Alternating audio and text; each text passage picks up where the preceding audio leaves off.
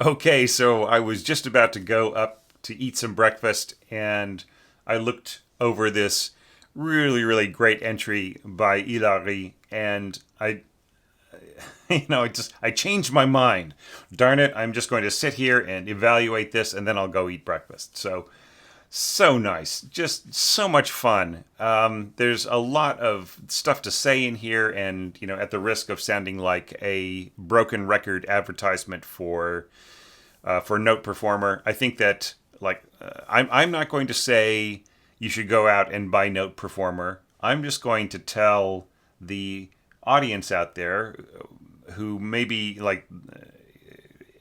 would prefer a stronger, more accurate kind of mock-up, that if you heard this in using Note Performer, a lot of the textures, a lot of the passages would make a lot more sense to you.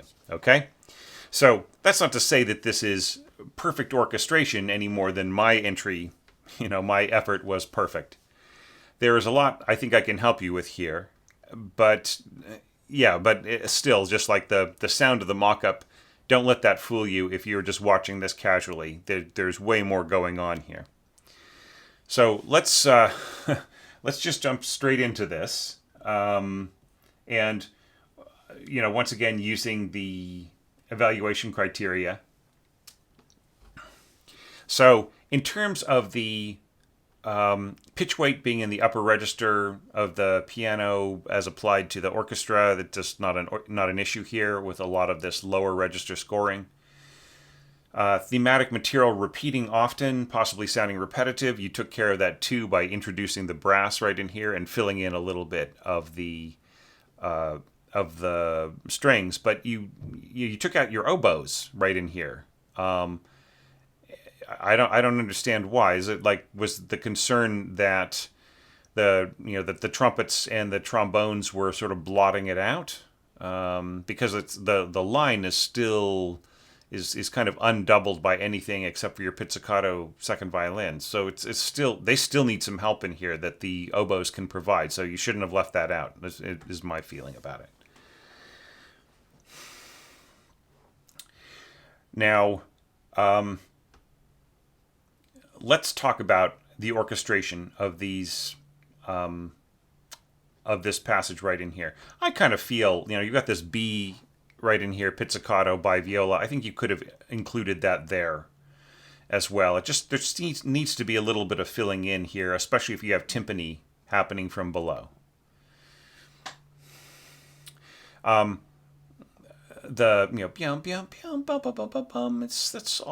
all works fine. It's nicely done. I like how you bring the triangle in, and then you have the glockenspiel kind of answering, and the back and forth between them. I kind of miss it right in here, but I mean it's good to not overuse those jangly elements. All the same, it just I kind of feel that there's a little bit of lack of continuity coming out of the passage again. Here I am telling you not to repeat yourself, and now I'm telling you to repeat yourself. Now, there's a few missing. There are a few missing dynamic marks, and there is a little bit less attention to detail in terms of balance, right? So we don't know how loud you want the glockenspiel to play here, right? But I would assume forte, right? Then here, what I would say is drop your pizzicato in your strings to forte, but keep your flutes. You're not telling me how many flutes. A2 flutes? A2 oboes? Is that what you mean? A2 clarinets? You're not telling me, so you need to tell me. Then, here, flutes, A2, here they're in their kind of middle register, so they need some doubling right in there. But it should balance pretty nicely. And then having the piccolo come in and play this right at the end, this is taking care of that big concern about the melodic development soaring quite high and so on. Now, you have the same approach here of having the flutes come in, and here it's not as big a concern about balance and being overwhelmed because the flutes are in their optimum register. They're in their sweet spot, so they are not going to get buried by anybody. Kind of a cool idea to have the bassoons doubled by pizzicato functions down in here. Obviously not everything at the same time, but doubling at the octave with the double basses and also catching some of the notes of the cellos and so on. All right.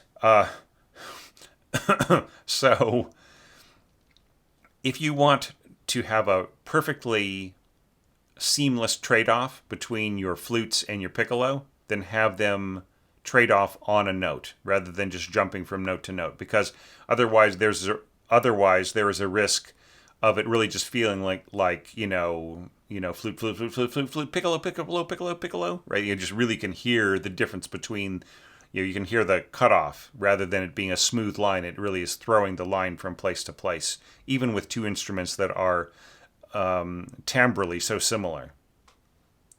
This is the place to trade off, by the way, between the two instruments, where the piccolo starts to get strong and where the flute starts to get weak. So I would say, my preference would be to trade off here, right, on this E. So, and actually I would say also just go down to a single flute here. So one flute and then trading off on this E to the piccolo, and then you have a perfect seamless line right in there. And so cool, such a cool idea to have double basses in here. Now, you may have missed my video about 12 common errors. What was one of those common errors? Staccato on pizzicato, right? Now, I mean, with double bass and to some degree cello, it is a little bit more excusable to be throwing in staccato. It's just it makes more sense when you have these longer strings that resonate a little bit longer, but ultimately with fast playing like this, it just doesn't make any difference, right? So I would say leave out the staccato in your double basses. Now there's one more comment to make about this section right in here before moving on.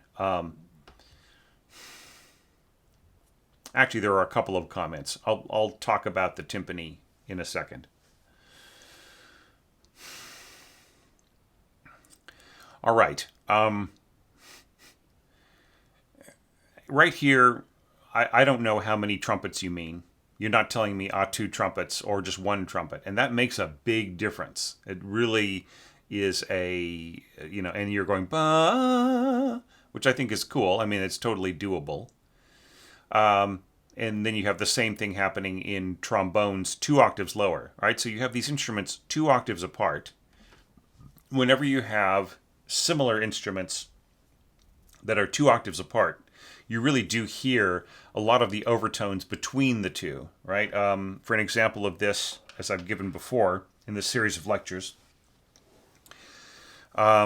check out the times in Stravinsky's Rite of Spring where he's got like a clarinet above, and then 2 octaves below he's got the bass clarinet, or the same thing with E-flat clarinet 2 octaves above a shallow mo register clarinet.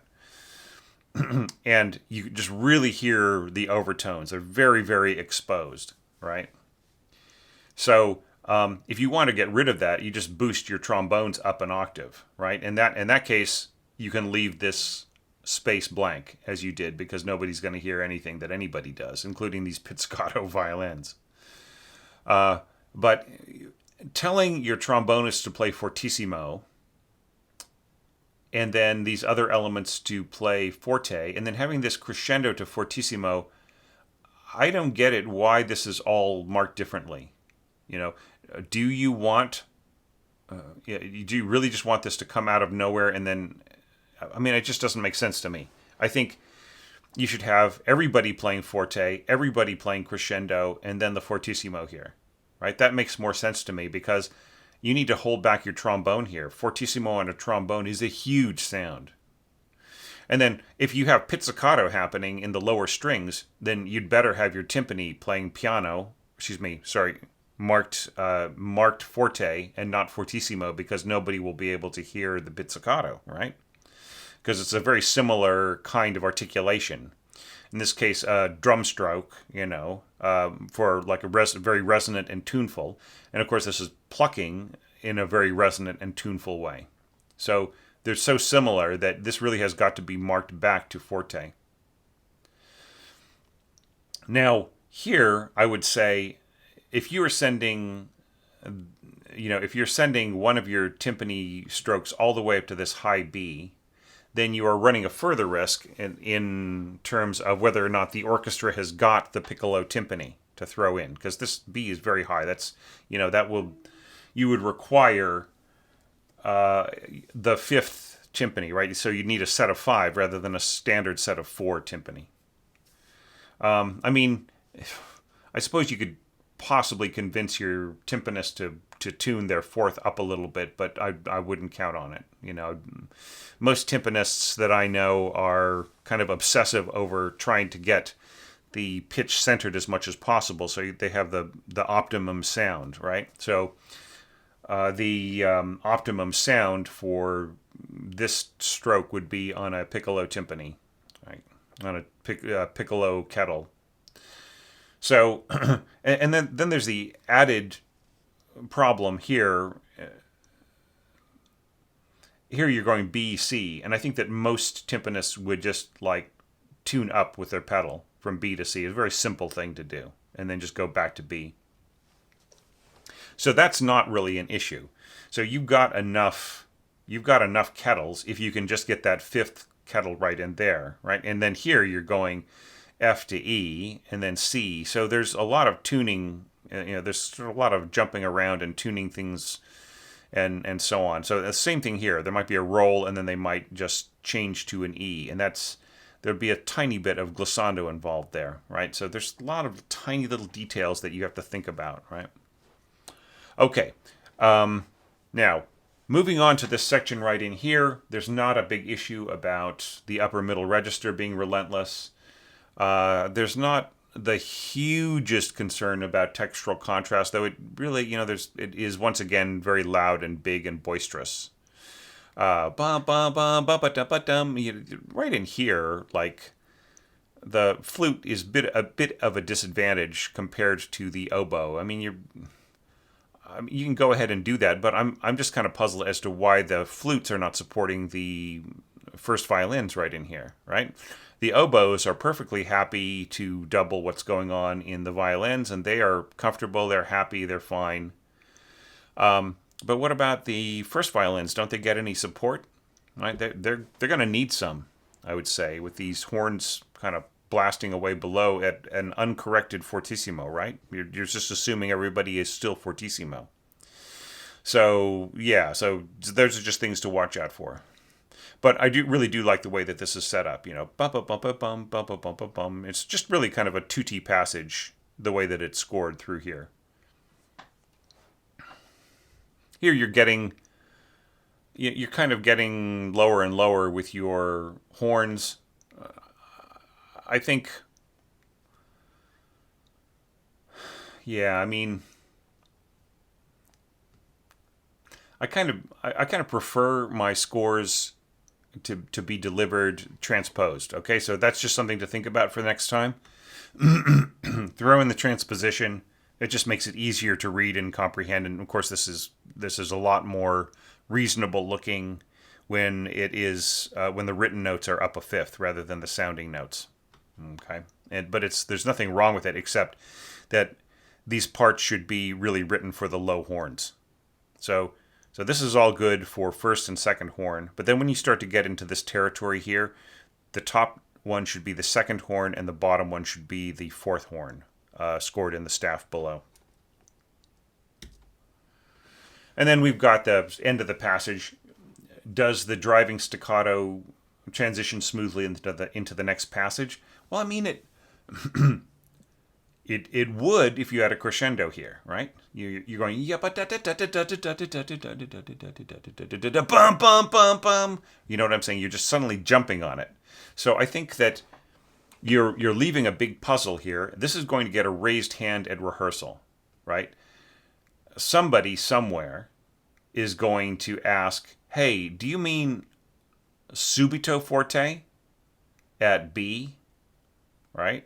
That's what they're going to ask, because they're going to think, well, you don't say subito, so I'm not really sure if, like, maybe you left out a crescendo mark. So if you put in a crescendo, it would appear that this would be a smoother transition from the previous passage, right? But you don't have that, so I can't tell, and somebody is going to probably ask.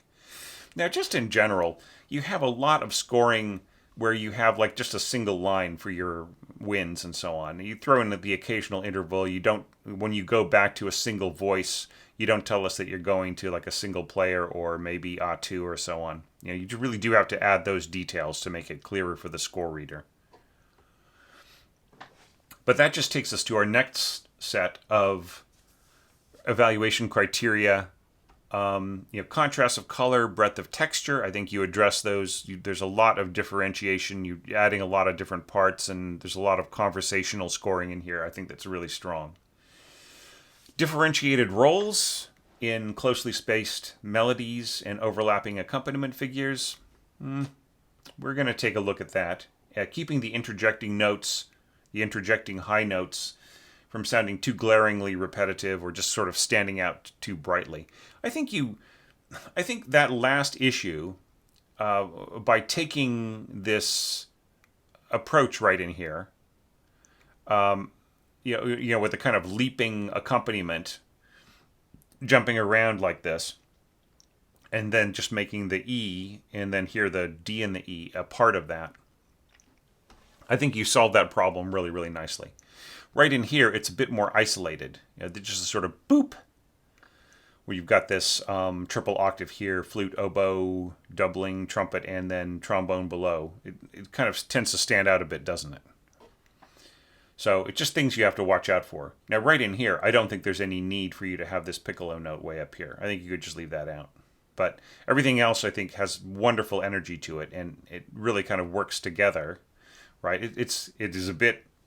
some people might feel that it's a bit much, but I think just so long as the melody is stated clearly in horns, you got first horn, oboe or oboes, and clarinet or clarinets, right? Once again, that the problem would be solved if I knew if this was A2 or just a single clarinet, right? I would say that you would probably need to bulk this up to have more voices if you are competing against even just a single horn.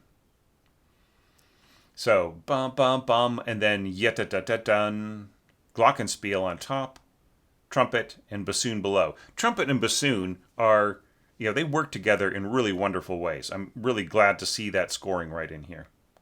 And then here you've got the strings compensating for the fact that there is a missing trumpet right in there, doubled by clarinet, and then bassoon below once again. So that's also very effective, I feel. And then here you're bringing out those ba ba ba kind of pitches in horn, and I feel that's very effective. Except the problem I'm feeling here is there really isn't a strong downbeat to the melody here, right? I mean, what is there? There's a glockenspiel note on that A. There is a clarinet note on the A, but it really doesn't have the same impact as those tenuto, or excuse me, not tenuto, but accented notes, right? That we see in the piano part. Now, of course, it's perfectly okay to just sort of end this and then have this be the next. Have this be the next phrase, and that's fine too. So it's not a criticism. It's just an observation. But the main thing that I'm concerned about is that whether or not, seeing as how there was so much strength here on this melody before, there is enough strength to it proportionally on the next statement, right? So I would say, like, adding, like, forget about the dynamics. That's not the issue. The articulation is the issue, and also the sense of fullness to the note, right? So there's absolutely nothing wrong with clarinets going forwards and doubling this to make it stand out a little bit more, and then they just can continue on, bum bum bum bum bum, right? I just feel that there needs to be more weight on the melody here.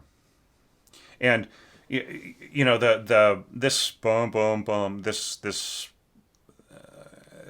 kind of counter melody happening in lower parts. When you have pedal going on in the in the original piano interpretation, there's a certain effect that kind of goes past the whole concept of scoring eighth notes and staccato, right? So maybe these notes hold longer, are meant to hold longer in the imagination of the composer than just how they're scored.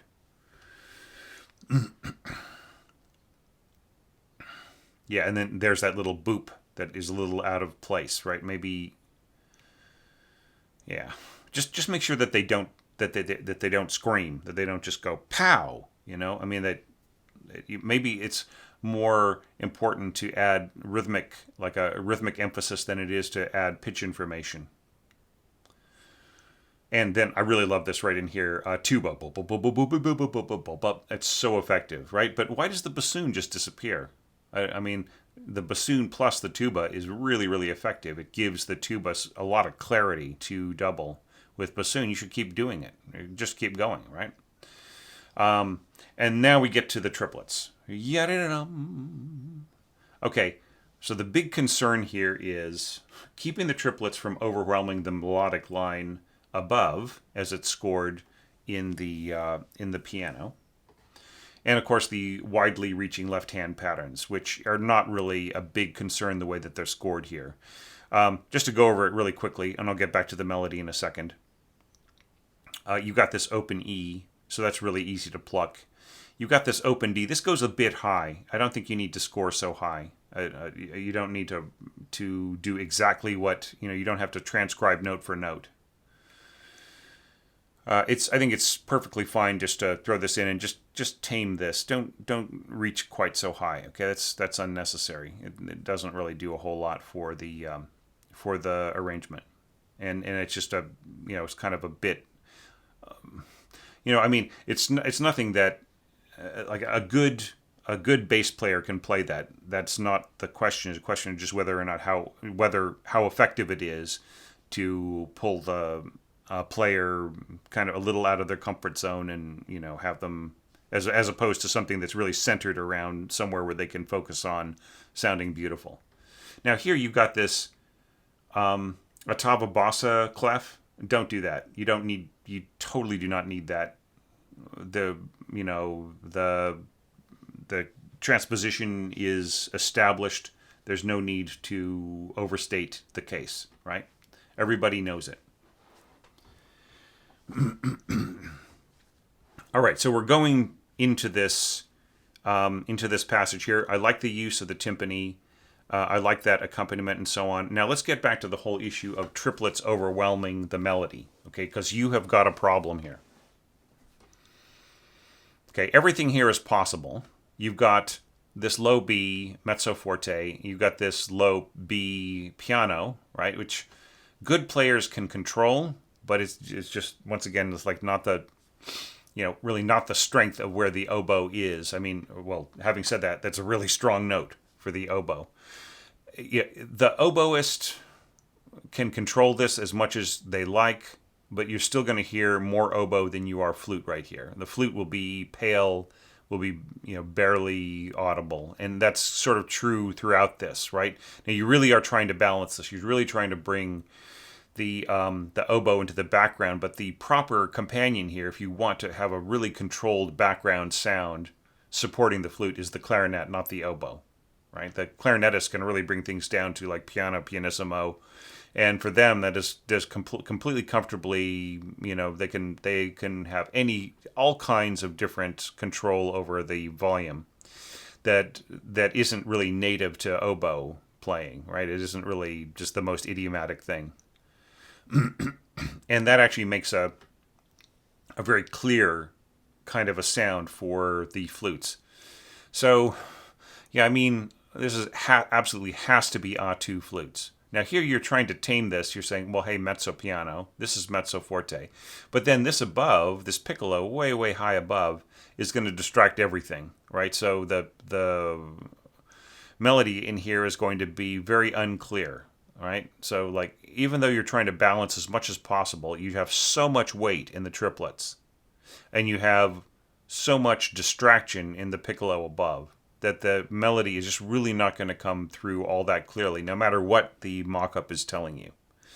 You know, a single horn player would play this more effectively than adding like low flutes like this. And I mean, it is thrilling to have to have the just rock bottom basement flutes right in there playing their hearts out. But if you really want this, if you want to honor the effort that this takes and the strikingly unusual, beautiful sound that the flute can play in its very lowest notes, then to honor that, you need to just really reduce everything else that's going on around them. You know, that's not to say that the elements that you, as you've scored them, couldn't work, but they just really need to be tamed. And then, like here, when you push to forte, that's it. That flute's gone, right? Who can hear the flute with all of this forte string scoring around it? You might be able to hear the oboes, but then the oboes would have to be told to get louder here. See, so you sort of have set yourself a trap. But it's a really easy thing to fix, right? You know, just either bring everything else down around it and change the whole nature of the passage, and get rid of the piccolo and just really highlight this a lot better. Or just change the melodic instrument to, like, say, horn or maybe trombone, or maybe trading off between other instruments that are much clearer in that register. Okay, so here we're adding elements. Flutes are going to a much more audible register. And we're adding clarinet as well. And we're adding horns right in here. And you're easing off on your triplets. Very, very wise. But, you know, here you got... It's like, what is the nature of these triplets? Are you going da-da-da-da, da-da-da, da-da-da, da-da-da, da-da-da, da-da-da, or are you going da, da, da, da, da, da, right? Are you intending to slur this, which is, I think, what Falla intends in his piano score? You know, he wants really, really smooth. I mean, they're not marked as slurs in the piano part, but they're certainly slurred in the sense that there's pedal going on at all times, right? and there are slurs over the first few, right? He gives you a slur on the first triplet, and then he gives you slurs he gives you a slur on the next one, and then this. I just like the assumption is to keep going with that pattern, right? So I think that's something that you just try to see, like, pay attention to that whole issue of slurring and what is inherent in the music by the use of the pedal in the piano part. So if you see, like right in here, you're going staccato, right? Staccato. So you've got your middle strings going da. Let's assume that they are slurred, right? Da, and then you have your trombone going bum bum bum.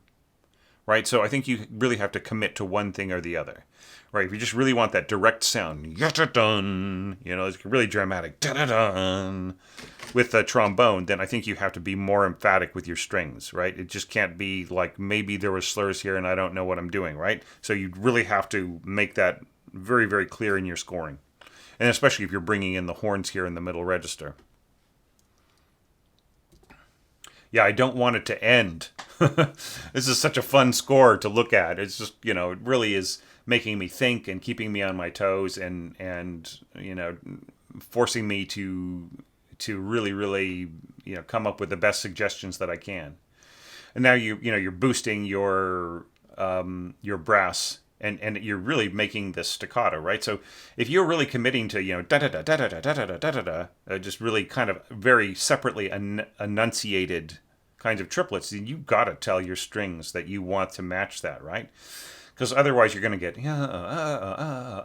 along with da da da da da da da da da da with the with the trumpets. I would, if I really wanted to match what the trumpet was doing here, I would actually mark staccato and then also mark saltando, SALT period. to just to really get that kind of skipping sound, kind of a sound here, right? And then, but with this kind of the whole nature of like the clarinets and the glockenspiel and so on, I just feel like the slurs are winning out. Right? You know what I mean? It's the thing. If we were working on this together really intensely, and I was helping you get it ready for a performance, I would probably be started trying to nudge you towards slurs. Okay, I still feel that the melody is just not strong enough. And then, like, you're finally adding piccolo here and so on, and I'm just really not seeing any kind of dynamic curve, right? Just like marking things in terms of like things getting softer. Like here, you're starting off mezzo forte and then mezzo piano, and then you increase to forte, and you just stay there, right? Do you eventually intend to get softer at the end? Because remember, you're going to be going to a very expansive, spreading kind of bar that leads into this whole new section. So it's something to think about, bringing things down. Using the opportunity of the phrasing of the passage to state something about reducing, about restraint, about pulling things back. Okay, so I've got to eat breakfast now, and this has just been so much fun. I really, really appreciate it. Thank you so much, Ilari, for your contribution to the channel, for your contribution to this challenge, this really wonderful score that gave me so much to think about and so much to talk about. And for everybody else out there who is supporting on Patreon, who's helping keeping the channel going, everybody out there watching this, whether you're a website subscriber or not, please leave a comment below if you have a suggestion. And it'd be really nice to hear, Ilari, what you think about other people's scores, especially in this group, the semi-brev group of contributors. So thank you, one and all, and I will see you soon with another evaluation in this series.